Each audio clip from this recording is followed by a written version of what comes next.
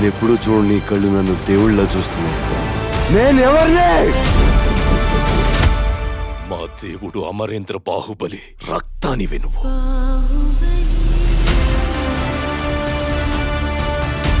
నా ఇద్దరు బిడ్డలకి ఈ సింహాసనంపై సమాన హక్కుంది.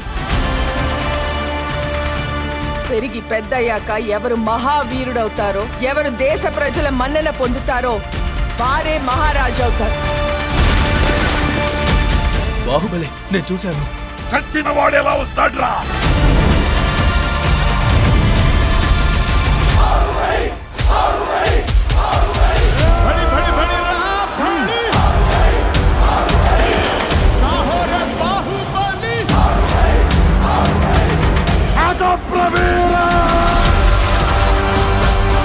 మన గుండె ధైర్యం కన్నా శత్రు బలగం పెద్దది అనుకోవడం మరణం.